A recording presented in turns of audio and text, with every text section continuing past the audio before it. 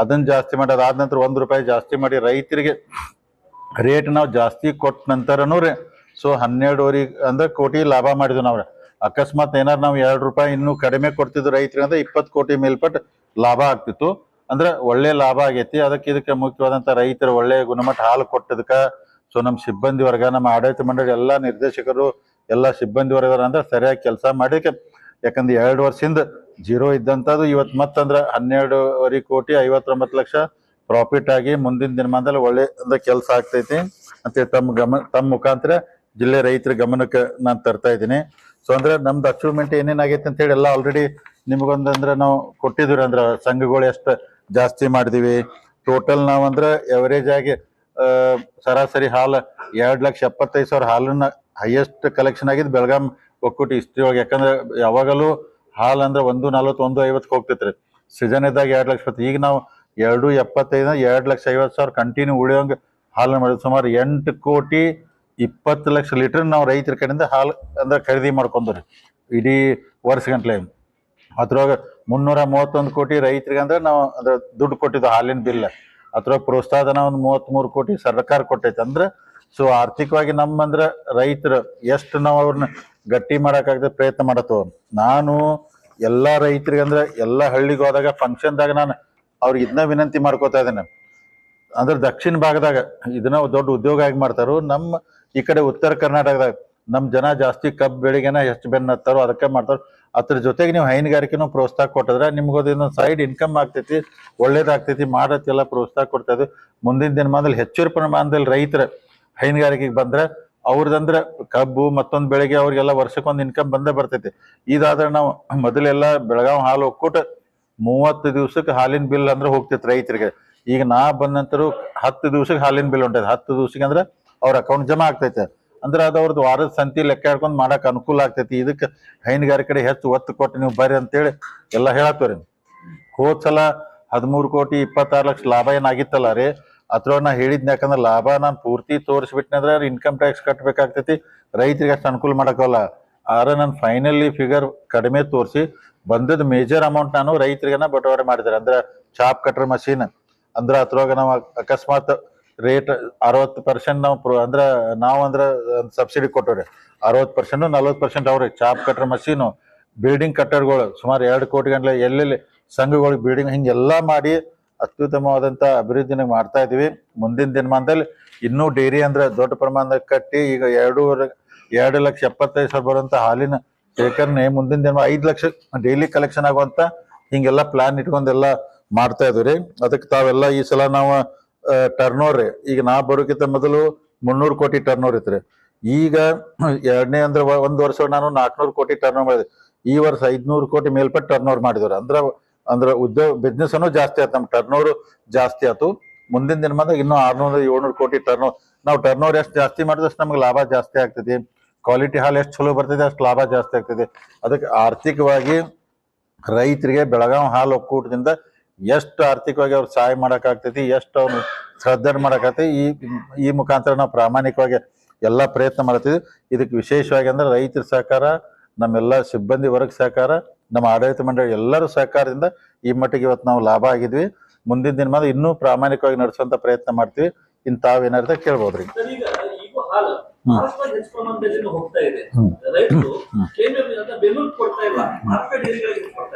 ಈಗ ಟೋಟಲ್ ನೋಡಿ ಸುಮಾರು ಒಂದು 12-13 ಲಕ್ಷ ಲೀಟರ್ ಹಾಲು ಬೆಳಗಾವಿ ಜಿಲ್ಲಾದಾಗ ಐತೆ ಅಂತ ಒಂದು ರಿಪೋರ್ಟ್ ಇದೆ ರೀ. ಅಂದ್ರೆ 13 ಲಕ್ಷ ಇದ್ದಾಗ ಬರೀ 2,75,000 ನಮ್ ಡೈರಿಗೆ ಬರ್ತೈತ್ರಿ.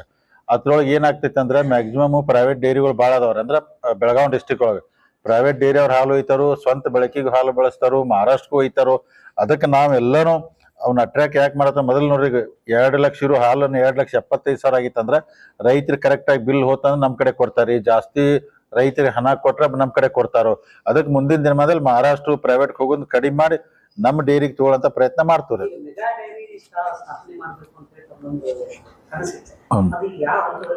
ಈಗಂದ್ರೆ ಏನಾಗಿದೆ ಅಲ್ಲಿ ಟೋಟಲ್ ನಮ್ ಮಾರುತಲ್ಲಿ 19 ಎಕರೆ ನಮ್ ಲ್ಯಾಂಡ್ ಇದೆ ಅಲ್ಲಿ. ಅಂದ್ರೆ ವೆಟರ್ನರಿ ಡಿಪಾರ್ಟ್ಮೆಂಟ್ ನಮಗೆ ಲೀಸ್ ಕೊಟ್ಟಾರ. ಅದ ನಾ ಗೌರ್ಮೆಂಟ್ ಆಫ್ ಕರ್ನಾಟಕ ಏನ್ ರಿಕ್ವೆಸ್ಟ್ ಮಾಡಿದೀನಿ, ಆ ಲ್ಯಾಂಡನ್ನ ನೀವು ಲೀಸ್ ಅಂತ ಇಡ್ಬೇಡ್ರಿ, ನಮ್ಮ ಒಕ್ಕೂಟ ಕೊಡ್ರಿ. ಅಂದ್ರೆ ದಕ್ಷಿಣ ಒಳಗೆಲ್ಲ ಕೋಲಾರ, ಬೆಂಗಳೂರು ಆ ಜಮೀನುಗಳೆಲ್ಲ ನೀವು ಅವ್ರಿಗೆ ಕೊಟ್ಟಿದ್ರಿ ಡೈರಿಗೆ.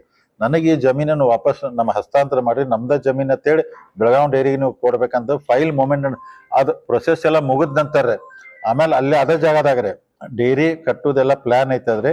ಸೊ ಲ್ಯಾಂಡ್ ಒಂದ್ಸಲ ಕ್ಲಿಯರ್ ಆಗಿ ನಮ್ಮ ಹೆಸರಿಗೆ ಆಯ್ತಂದ್ರೆ ಇಮಿಡಿಯೇಟ್ ಅಂದ್ರೆ ಅಲ್ಲೆಲ್ಲ ಮೇನ್ ಈ ಕಡೆ ಕನಬರಗಿ ರೋಡ್ ಐತಲ್ಲ ರೀ, ಇಲ್ಲಿ ಅಂದ್ರೆ ಹೊಸ ಡೈರಿ 4 ರಿಂದ 5 ಎಕರೆ ಕೂಡ್ತೈತ್ರಿ, ಅಲ್ಲಿ ಪ್ಲಾನ್ ಮಾಡತ್ತವ್ರಿ. ಇದ್ರ ಜೊತೆಗೆ ನಿಮ್ಗೆ ಇನ್ನೊಂದು ಹೇಳ್ತೀನಿ, ಈಗ ನಿಮ್ ಬೆಳಗಾವ್ ಹಾಲು ಒಕ್ಕೂಟ ನೀವು ಮೊದಲೆಲ್ಲ ಪೊಲ್ಯೂಷನ್ ಸಂಬಂಧ ಭಾಳ ಸ್ಟ್ರೈಕ್ ಆಗ್ತಿದ್ವು ಅಲ್ಲಿ ತಾವು ನೋಡಿದಿರಿ.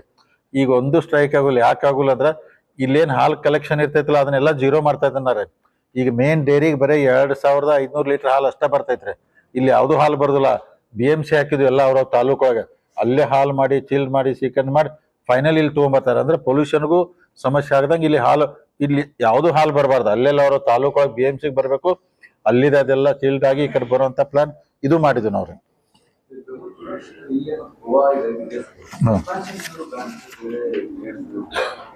ಗೋವಾ ರೀ ಮಾರ್ಕೆಟ್ ರೀ. ಈಗ ನಮಗೂ KMF ಕರ್ನಾಟಕ ಮಿಲ್ಕ್ ಫೆಡರೇಷನ್ ಎಲ್ಲರಿಗೂ ಒಂದೊಂದು ಅಲಾಟ್ ಮಾಡಿರ್ತೈತ್ರಿ. ಒಂದ್ ಇವನೇನ್ ಎಲ್ಲಿ ಕೆಲಸ ಮಾಡ್ಬೇಕು, ಬಿಜಾಪುರದವರು ನಾಗ್ಪುರ್ ಮಾಡ್ಬೇಕಂತಾರ್ರಿ, ಹಾಸನ್ ಹೈದರಾಬಾದ್ ಹೇಳ್ತಾರು, ತುಮಕೂರು ಮುಂಬೈಗೆ ಹೇಳ್ತಾರು, ಬೆಳಗಾವ್ ಹಾಲು ಒಕ್ಕೂಟಕ್ಕೆ ಗೋವಾ ಪುನಾ ಮಾರ್ಕೆಟ್ ಕೊಟ್ಟಾರೆ. ಅಂದ್ರೆ 2 ಕಡೆ ನಮಗ್ ಮಾಡಕ್ ಪರ್ಮಿಷನ್ ಇರ್ತೈತಿ. ಈಗ ಹೆಚ್ಚು ಕಮ್ಮಿ ನಾವು ಪೂನಾದಾಗ ಒಂದು 28-29 ಸಾವಿರ ಡೈಲಿ ಹಾಲು ಮಾರ್ತಾಯಿದ್ರಿ, ಪೂನಾ 15,000 ರೀಚ್ ಆಗಿದ್ವಿ. ಸೊ ಕೋವಿಡ್ದಾಗ ಏನ್ ಕಡಿಮೆ ಆಯ್ತಲ್ಲ, ಅದು ಇಂಪ್ರೂವ್ ಇನ್ನೂ ಆಗ್ತಲ್ಲ. ಸೊ ಹಾಲಿನ ಉತ್ಪನ್ನಗಳನ್ನ ಗೋವಾ ಪುನಾದಾಗ ಇನ್ನೂ ಹೆಚ್ಚಿನ ಪ್ರಮಾಣದಲ್ಲಿ ಮಾಡಿ ಡೆವಲಪ್ ಮಾಡಕ್ ಪ್ರಯತ್ನ ಮಾಡತ್ತವ್ರಿ. ಐತ್ರಿ ವ್ಯಾಲ್ಯೂ ಆಡೆಡ್ ಅಂದ್ರೆ ನೋಡ್ರಿ ಈಗ ರೀ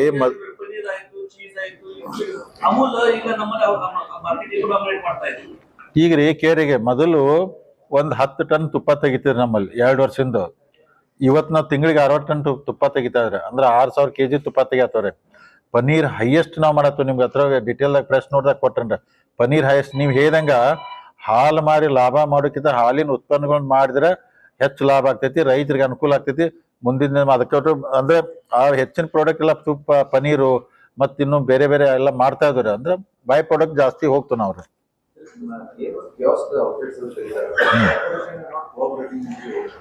ಕಾರ್ಪೊರೇಷನ್ ರೀ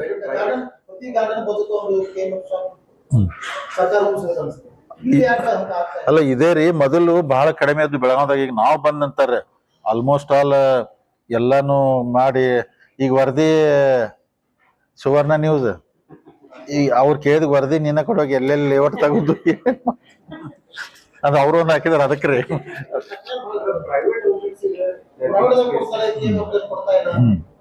ಅಲ್ಲಲ್ರಿ ಈಗ ಅವ್ರ ಏನಾಗಿದೆ ರೀ, ಕಾರ್ಪೊರೇಷನ್ ಮೊದಲು ಸಹಕಾರ ಮಾಡ್ತಿರಕಲ್ಲ ಅಂತ ಸಹಕಾರ ಐತ್ರಿ. ಈಗಂತಿ ನಾವ್ ಬಂದ್ ನಂತರ ನಮ್ಮ ಮಾರ್ಕೆಟಿಂಗ್ ಟೀಮು ಮ್ಯಾಕ್ಸಿಮಮ್ ಎಲ್ಲಿ ಯಾರು ಪಾರ್ಕ್ ಅಲ್ಲಿ ಜಾಗ ತೋರಿಸ್ತಾರೋ, ಎಲ್ಲಿ ಹಾಸ್ಪಿಟಲ್ ಜಾಗ ತೋರಿಸ್ತಾರೋ, ಬಸ್ ಸ್ಟ್ಯಾಂಡ್ ಕಡೆಯಲ್ಲಿ ಜಾಗ ತೋರಿಸ್ತಾರೋ, ನಾವು ಸೀರಿಯಸ್ ಆಗಿ ಬಂದೈತಿ ಈಗ ಮಾಡತ್ತೀವಿ ಅಂದ್ರೆ ಇಂಪ್ರೂವ್ ಆಗಿದವ್ರಿ. ಇನ್ನೂ ಜಾಸ್ತಿ ಆಗ್ಬೇಕ್ರಿ, ಅದಕ್ಕೆ ಒತ್ತು ಕೊಟ್ಟು ಮಾಡ್ತವ್ರಿ.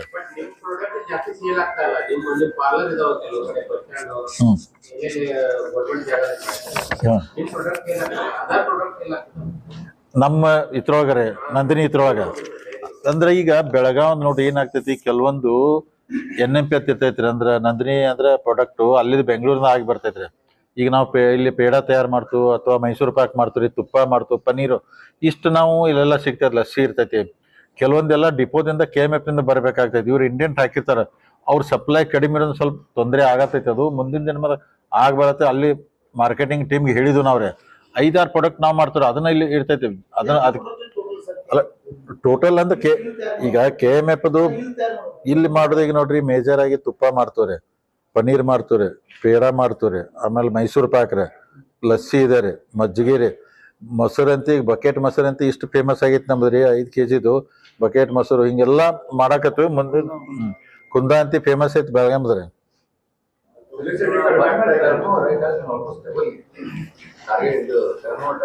200 crore ಜಾಸ್ತಿ ಆಗಿದ್ದಾರೆ. ಈಗ ನೋಡ್ರಿ ಈಗ ನನ್ ಮತ್ ಈಗ ಏನೆಲ್ಲ 12 ಅಂದ್ರೆ 12.5 ಕೋಟಿ ಲಾಭ ಆಗೈತಲ್ಲ ರೀ. ಇದ್ರೊಳಗ ಮತ್ ನಾವ್ ಒಂದ್ ಪ್ಲಾನ್ ಮಾಡ್ತೇನ್ರಿ. ಇದ್ರೊಳಗ ರೈತರಿಗೆ ಏನೇನ್ ಕೊಡ್ಬೇಕು, ಏನ್ ಕೊಟ್ರೆ ರೈತರಿಗೆ ಅನುಕೂಲ ಆಗ್ತೈತಿ. ಅಂದ್ರೆ ಮ್ಯಾಟ್ಗೆ ಭಾಳ ಡಿಮಾಂಡ್ ಇರ್ತೈತಿ. ಅಂದ್ರೆ ಪಾಪ ಹಸುಗಳು ಕೆಳಗ್ ಮಲ್ಕೋಬಾರ್ದು, ಮ್ಯಾಟ್ ಇತ್ತಂದ್ರ ಅವಕ್ಕೆಲ್ಲ ಚೆನ್ನಾಗಿರ್ತೈತ್ರಿ. ಮಷೀನ್ ಇರ್ತೈತಿ, ಅಂದ್ರೆ ಚಾಪ್ ಕಟ್ರ ಮೇವು ಕಟ್ ಮಾಡೋದು, ಅದು ಇಂಥವ್ ಏನ್ ಬೆಸ್ಟ್ ಅನುಕೂಲ ಮಾಡಕ್ ಆಗ್ತೈತಿಲ್ಲ ರೈತರಿಗೆ. ಈ ಲಾಭದಾಗ ಮ್ಯಾಕ್ಸಿಮಮ್ ಅವ್ರು ಕೊಟ್ಟು ಬಿಲ್ಡಿಂಗ್ ಮಾಡಿ ಈ ತರನ ಕೊಡ್ತು, ರೈತರಿಗೆ ಅನುಕೂಲ ಮಾಡ್ತೀವಿ. ಇನ್ಕಮ್ ಟ್ಯಾಕ್ಸ್ ಕಟ್ಕೋತಾರೆ. ಅಂದ್ರೆ ಬೆಂಗಳೂರಿಂದ ಹೋಗ್ತಾವ್ರಿ, ಅಂದ್ರೆ ಬೆಲ್ಗಾಮ್ದಿಂದ ಅಲ್ಲ ರೀ. ಸೊ ಬೆಂಗಳೂರು ನಮ್ದೇನ್ ನಂದಿನಿ ಅಲ್ಲೇ ಐತಲ್ಲ ರೀ, ಮಿಲ್ಕ್ ಪ್ರಾಡಕ್ಟ್ ಇರ್ತೈತಿ. KMF ನಿಂದ ಚನ್ನರಾಯಪಟ್ಟಣದಿಂದ ತುಪ್ಪ ನ್ಯೂ ಜರ್ಸಿಗೆ ಹೋಗ್ತೈತ್ರಿ ಮುಂಚೆ. ಆಮ್ಯಾಗ ಈಗನು ದುಬೈಗನು ಹೋಗ್ತಿದ್ದಾರೆ, ದುಬೈದಲ್ಲೂ ಕೆಲವೊಂದೆಲ್ಲ ಹೋಗ್ತಾವ. KMF ಬ್ಯಾಂಗ್ಳೂರ್ ಯೂನಿಟ್ ದಿಂದ ಹೋಗ್ತಾವ. ಆಮ್ಯಾಗ ಬೆಂಗಳೂರು ಹಾಲು ಒಕ್ಕೂಟ ಐತಲ್ಲ, ಅವ್ ಚೀಸು ಅವನ್ನೆಲ್ಲ ಅವ್ರು ಜಾಸ್ತಿ ಮಾಡ್ತಾರ. ನಮ್ಮಲ್ಲಿ ಯಾವ ಹೋಗಲ್ಲ, ಬೇರೆ ಕಡೆಯಿಂದ ಹೋಗ್ತಾವ್ರಿ. ವಾರದ್ರಿ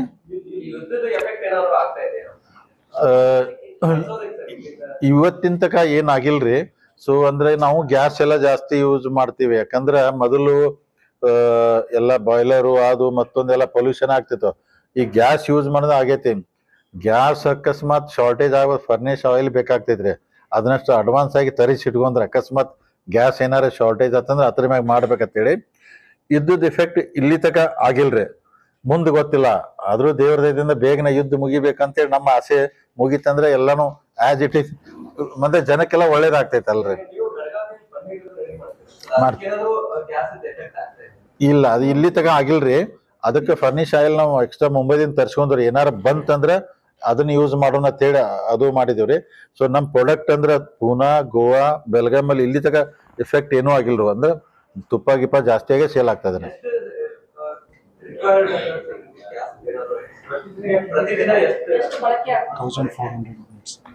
ಗ್ಯಾಸ್ ರೀ 1400 ಯೂನಿಟ್ ಗ್ಯಾಸ್ ಇದಾಗ್ತೈತೆ ಅದ್ರಿ.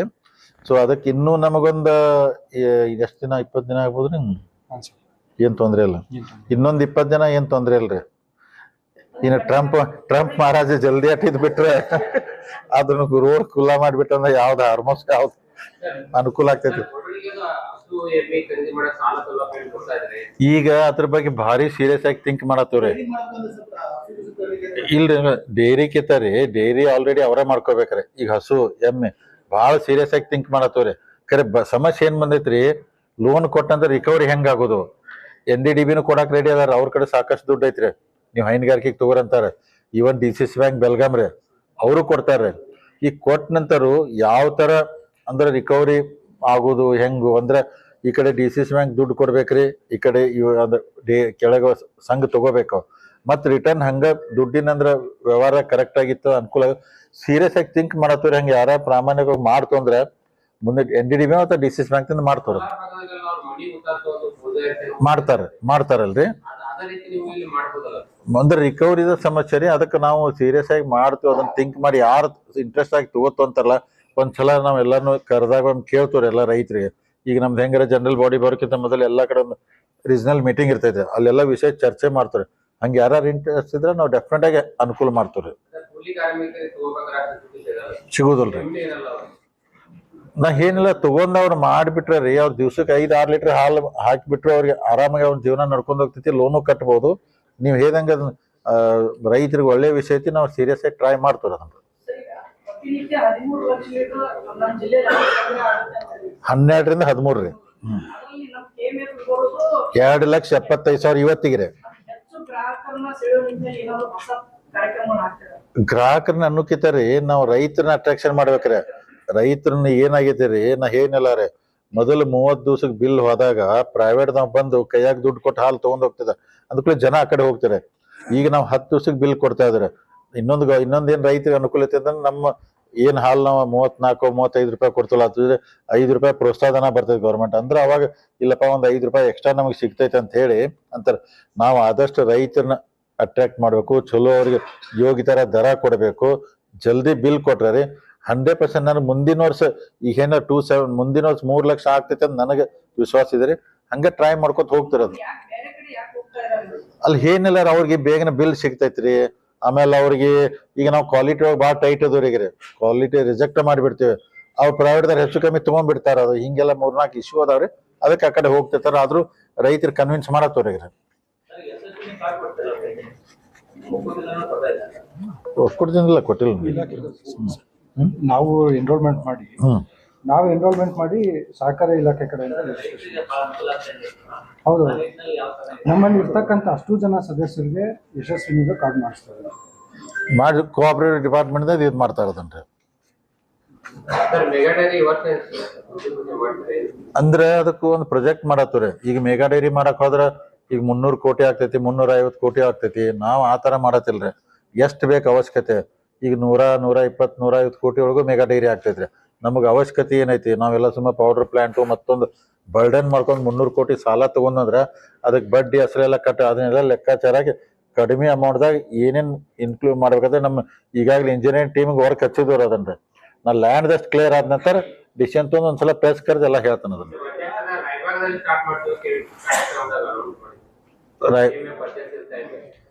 ರಾಯಬಾಗದಾಗ ಈಗ ಒಂದು ಇದನ್ನ ಮಾಡಿದಿಲ್ಲ ರೀ. ಈಗ ರಾಯಬಾಗದಾಗ ರೀ ಸುಮಾರು 20 ಕೋಟಿ ಚಿಲ್ಲಿಂಗ್ ಸೆಂಟರ್ ಈಗ ಆಲ್ರೆಡಿ ಐತ್ರಿ ಅಲ್ರಿ. ನಾವ್ ಇದ KMF ಹೆಲ್ಪ್ ಮಾಡಿದ್ವು, NDDB ಮಾಡಿ ಐತ್ರಿ ಈಗ ಅಲ್ಲಿ. ಈಗ ಅದಕ್ಕೆ ಅದೊಂದು 5 ಕೋಟಿ ಖರ್ಚು ಮಾಡಿ ಹಾಸ್ಟೆಲ್ ಕಟ್ಟಿ ನಾವು ಡೈರಿ ಮತ್ತು KMF ಕೂಡಿ ಅಪ್ಲಿಕೇಶನ್ ಕರೆದು ಹಾಲು ಹಾಕು ರೈತರ ಮಕ್ಳು ಯಾರ ಕೊಡ 100 ತಕ ತಗೋಬೇಕಾಗಿತ್ರಿ. ಬರೀ 3 ಅರ್ಜಿ ಬಂದವ್ರಿ, ಯಾರೂ ಬರ್ದಿಲ್ಲ. ಈಗ ಸಮಾಜ ಕಲ್ಯಾಣ ಇಲಾಖೆಗೆ 3,70,000 ಬಾಡಿಗೆ ಕೊಟ್ಟನ ಅದನ್ನ.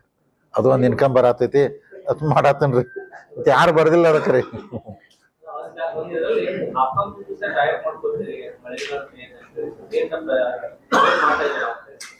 ಈಗ ನೋಡ್ರಿ ಹೊಸವು ಎರಡನೇ ಡೈರಿ ಅಗದಿ ಡೆವಲಪ್ ಆಗ್ಬೇಕಂದ್ರೆ ಒಂದು ಹೊಸ ಸಂಘಗಳು ಆಗ್ಬೇಕ್ರಿ. ಈ ತರ ಹೇಳ್ದಂಗೆ ನೀವು ಪಾರ್ಲರ್ಗಳು ಆಗ್ಬೇಕು. ಇವು ಆತಂದು ಈ ಕಡೆ ರೈತರು ಹಾಲು ಜಾಸ್ತಿ ಆಗ್ತದೆ, ಈಗ ಮಾರ್ಕೆಟಿಂಗು ಜಾಸ್ತಿ ಆಗ್ತದೆ. ಅವಾಗ ಮುಂದಿನ ದಿನಮಾದಾಗ ಇನ್ನೂ 3 ವರ್ಷ ನಮ್ಮ ಅವಧಿ ಐತ್ರಿ. ಡೆಫಿನೆಟ್ ಆಗಿ ನಾವು ಏನ್ ಅನ್ಕೊಂಡ್ರೆ ಅದನ್ನ ಅಚೀವ್ ಮಾಡ್ತೀವ್ರಿ. ಮುಗ್ಸುನ್ರಿ ಎಲ್ಲರಿಗೂ. ಈಗ ಎಲ್ಲ ಫ್ರೀ ಆದ್ಕೂಲೆ ಹೋಗಿ ಬರ್ತಾರೆ, ಅಲ್ಲ ಫ್ರೀ ಆದ್ಕೂಲೆ ಹೋಗಿ ಬರ್ತಾರೆ. ಇವತ್ತ ಮೀಟಿಂಗ್ ಎಲ್ಲ ಐತ್ರಿ, ಮುಗಿಸ್ಕೊಂಡ್ ಆಮ್ಯಾಗ ಹೋಗಿ ಬರ್ತಿರಲ್ಲ.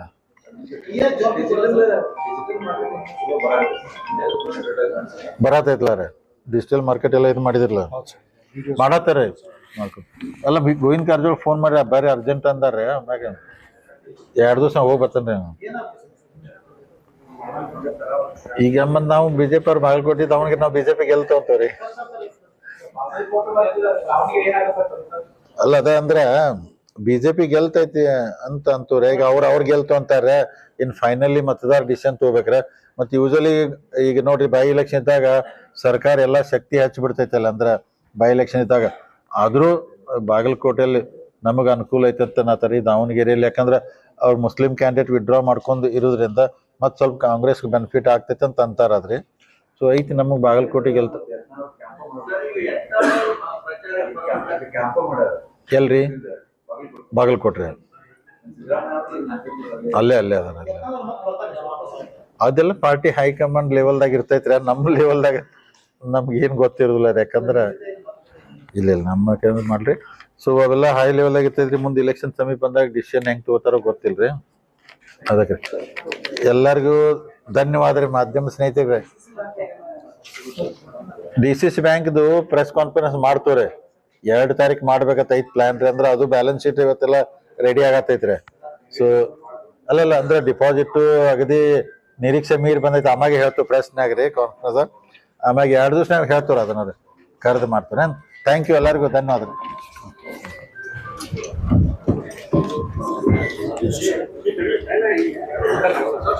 ಏನದು